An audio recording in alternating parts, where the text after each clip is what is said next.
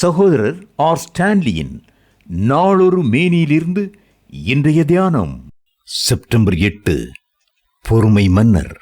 நீங்கள் குறைவே இல்லாதவர்களாய் இருக்கும்படி பொறுமை நிறைவாய் செயல்படட்டும். யாக்கோபு 1:4.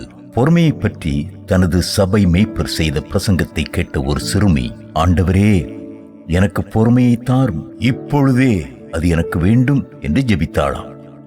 எல்லா பண்புகளை விட பொறுமையை கற்றுக்கொள்ள அதிக பொறுமை தேவை.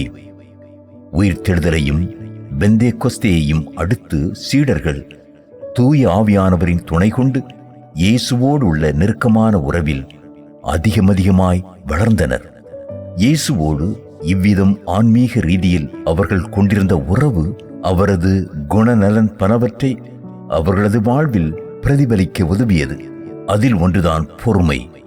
60 ஆண்டுகளுக்கு மேல் கிறிஸ்துவோடு நடைபோட்ட பின்னர் தமது வாழ்வின் இறுதி கட்டத்தில் அப்போஸ்தலன் யோவான் தன்னை இயேசுவின் பொறுமைக்கு தோழன் என அழைத்தார். வெளிப்படுத்தின விசேஷம் 1:9.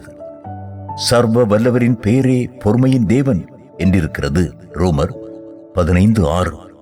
கிறிஸ்தவ வாழ்வு ஒரு ஓட்டம் என்றாலும் அதை பொறுமையோடு ஓட வேண்டுமாம். எபிரேயர் 12:1. பொறுமையுள்ள கிறிஸ்தவனே பலமுள்ளவன் என்பது பவுலின் கோட்பாடு.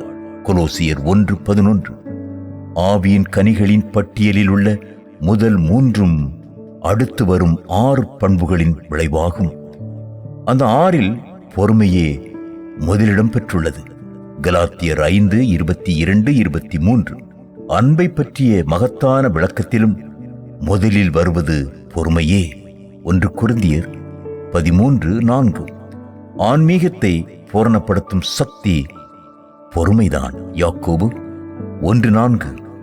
மனிதன் பரதீசை இழந்ததற்கு காரணம் பொறுமையின்மையே. இக்கொடிய பாவம் சமுதாயத்தின் அனைத்து பகுதிகளையும் சீர்குலையச் செய்துள்ளது. சபையின் ஒவ்வொரு பிரிவையும் சீர்கேடாக்கி கொண்டிருக்கிறது. வியாபார உலகில் கூடுதல் பொறுமை இருந்தால் கொடுக்கல் வாங்கலில் ஏமாற்றம் குறையும். குடும்ப வாழ்வில் கூடுதல் பொறுமை இருந்தால் உடையும் குடும்பங்களின் எண்ணிக்கை குறையும். நெடுஞ்சாலைகளில் கூடுதல் பொறுமை இருந்தால் மருத்துவமனைகளில் சேர்க்கப்படுவோர் குறைவர். பணித்தளங்களில் கூடுதல் பொறுமை இருந்தால் போட்டியும் பொறாமையும் குறையும். கிறிஸ்தவ வாழ்வில் கூடுதல் பொறுமை இருந்தால் சபையில் சத்தற்றோர் குறைவர்.